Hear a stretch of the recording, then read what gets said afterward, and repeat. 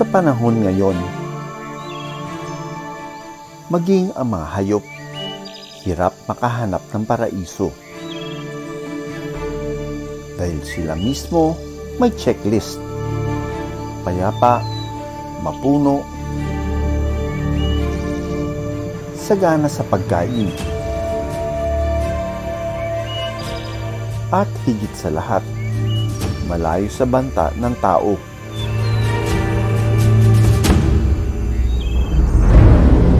Bago magdilim sa isang isla sa Puerto Princesa, Palawan, may iniiwasan umanong nilalang. Aktibo raw ito tuwing gabi. Ang huni nito, senyalis umano na magdadala ng kamalasan. Kaya kinatatakutan umano ito.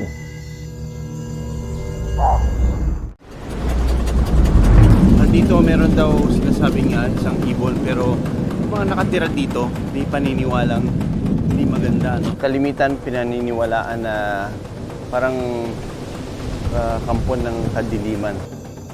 Nakilala ko si Chris, ang caretaker ng isla. Kapag po tumutunog po, kapag kamalang po, aswang siya na saan yung ibon. Anong kinakatakutan nila dito? Pagka po narinig na gano'n, huwag pong gagayahin po. Kasi po yung aswang nga po yung paniniwala po. Kapag nakakita nito, mamamatay daw ang kamag-anak na may sakit. Kaya sa oras na marinig nila ang huni nito, hindi na raw sila lumalabas ng bahay.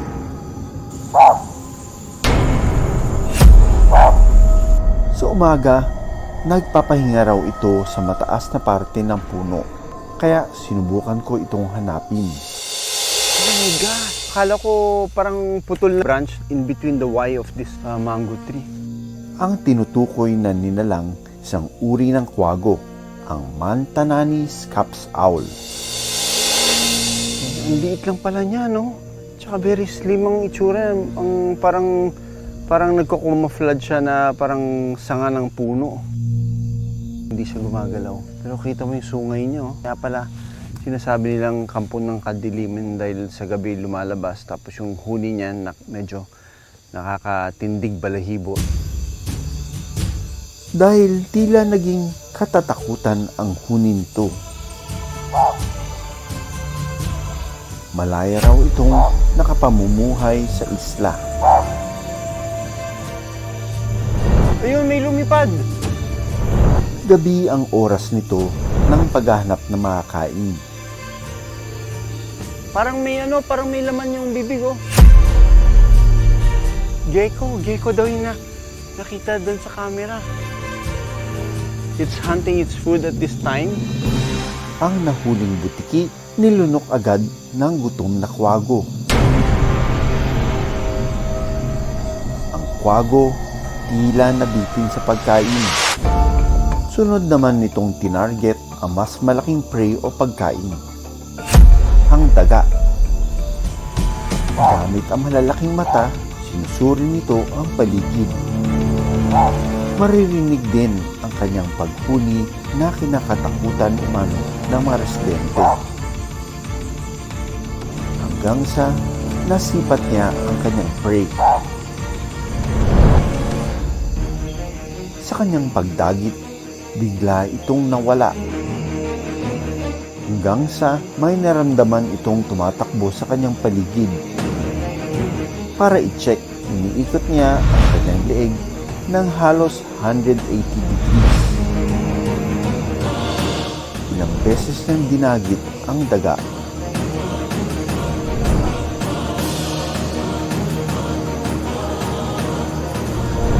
Pero mukhang mas malaki ito sa kanya.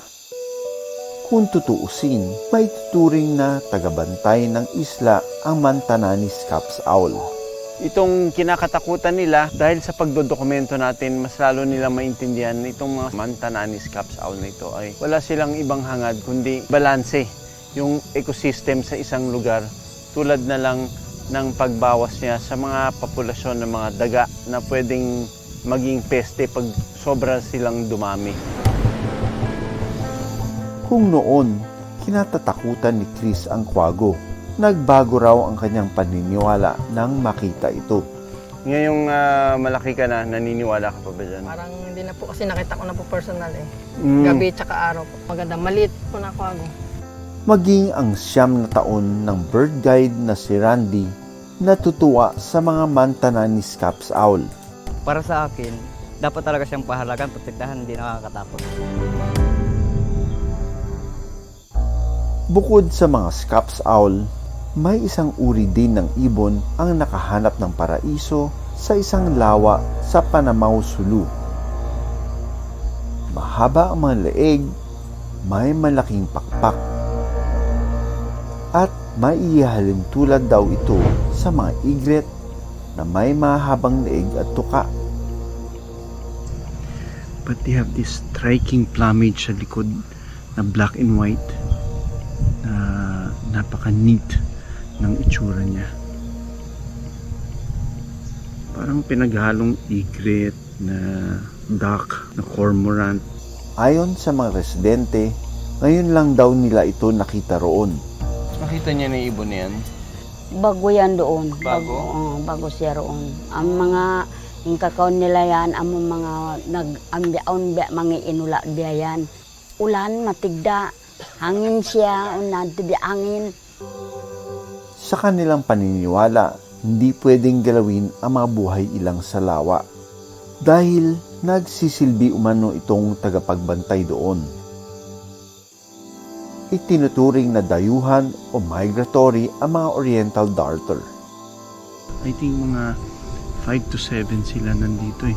Native o natural itong nakikita sa ibang bansa tulad ng Indonesia at Malaysia. Yung sea and lake as a preferred habitat nila kasi una, sila yung water bird. Basically, kailangan nila ng tubig para mabuhay. Pangalawa is andun yung mga resources na kailangan nila para mabuhay, pagkain, saka iba pa. At saka isang rason rin is wala yung mga threats katulad ng paghahunting. Sa gitna ng matatandang Oriental Darter, may nagtatagong inakay. Inilalabas nito ang kanyang leeg para suriin ang paligid pero hindi pa nito kayang umalis sa kanyang pugad. Dito sila nakahanap ng panibagong home nila. And we're so lucky na nakakita tayo ng ganitong klaseng ibon.